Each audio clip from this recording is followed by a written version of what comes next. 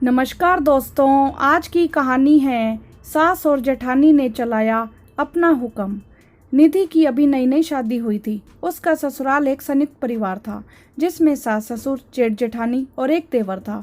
एक नंद थी जिसकी शादी हो चुकी थी और वह उसी शहर में रहती थी।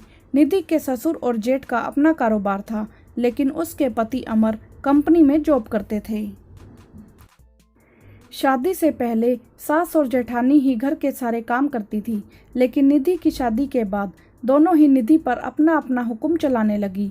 लेकिन निधि को एक बात बड़ी अजीब लगती थी, जब तक खाना बनता तब तक तो कोई भी रसोई में झांकने भी नहीं आता।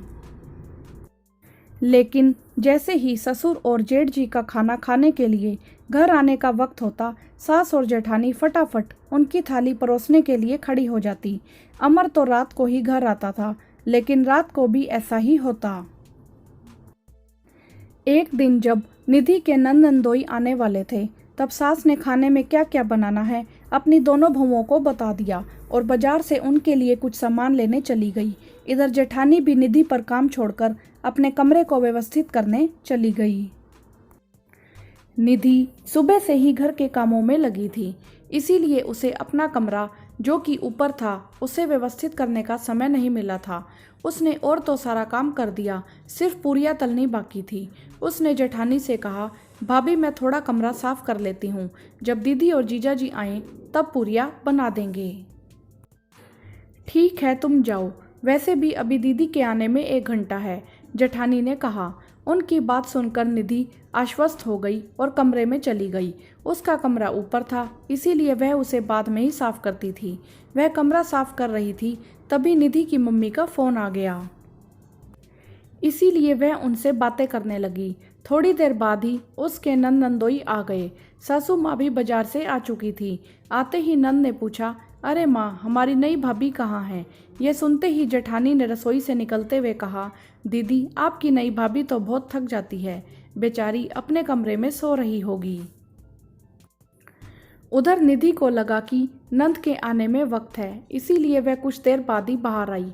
तब तक उन लोगों ने चाय भी पी ली थी। निधि जैसे ही बाहर आई, सासू माँ ने तंज कसते हुए कहा, बहू नींद पूरी हो गई क्या? नंद ने भी कहा, अरे भाभी, कम से कम जब कोई घर में आए तब तो मत सोया करो। यह बोलकर सभी हंस पड़े। निधि बहुत शर्मिंदा हुई, लेकिन सबके सामने कुछ बोल नहीं पाई। इसके बाद जब तक निधि काम करती रहती, सास और जेठानी आपस में बातें करती रहती और निधि से कुछ नहीं बोलती। निधि को बहुत ऑकवर्ड फील होता, इसीलिए वह अपना काम करने के बाद अपने कमरे में चली जाती। इसी बीच घर में कोई भी आता, वह यही कहती, बहू तो सो रही होगी। अमर के कानों में भी यह बात पड़ी तो उसने निधि से कहा, निधि क्या तुम दिन भर सोती रहती हो? अमर, क्या आपको लगता है कि मैं सोती रहती हूँ? जितनी देर मैं नीचे रहती हूँ, माँ और भाभी मुझसे बात तक नहीं करते। नीचे के दोनों कमरे माँ और भाभी के हैं। बैठक में पापा जी दोपहर को आराम करते हैं। अगर मुझे बैठना भी हो तो मैं कहाँ बैठूं? अपने कमरे में भी मुझे बहुत काम होते हैं। अपना कमरा और बाथरूम साफ करना, कपड़े प्रेस करना, अलमारी ठीक करना। कमरे में रहने का मतलब यह तो नहीं कि मैं सोती रहती हूँ। अमर को भी समझ में आने लगा कि आखिर बात क्या है। दरअसल अमर अपना खानदानी कारोबार छोड़कर जॉब करता था। यह बात उसकी भाभी को गवारा नहीं थी। यही कारण था कि वह अपनी नाराजगी निधि पर इसी तरह निकालती थी। उसने निधि को समझाते हुए कहा, निधि तुम फिक्र मत करो, थोड़े दिनों बाद ही मेरा ट्रांसफ़र होने वाला है। हमें दूसरे शहर जाना पड़ेगा। तब तक तुम एक आलसी बहू ही बनी रहो। रोज की तरह सास और जेठानी निधि पर दोपहर के खाना बनाने की जिम्मेदारी छोड़कर अपने अपने कमरे में चली गई। निधि भी उस दिन काम छोड़कर अपने कमरे में चली गई। दोपहर को जब खाना समय पर नहीं बना तो ससुर और जेठ ने गुस्सा करते हुए कहा, अभी तक खाना क्यों नहीं बना? जी जी, लगता है आज छोटी बहू ने खाना नहीं बनाया। तुम तो कहती हो छोटी बहू सोती रहती है, फिर तुम्हें तो खाना बनाना चाहिए था ना, या फिर उसकी तरह तुम लोग भी सो रही थी।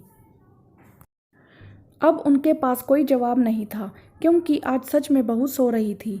दोस्तों, कई बार बुरा बर्ताव अच्छे को भी बुरा बनने पर मजबूर कर देता है। ऐसा ही कुछ निधि के साथ भी हुआ। हाँ तो दोस्तों, क्या सास और जेठानी का व्यवहार निधि के साथ सही था? आपकी इस विषय में क्या राय है? आप हमें कमेंट करके ज़रूर बताएं। वीडियो को लाइक करें, शेयर करें और चैनल को सब्सक्राइब भी करें। धन्यवाद।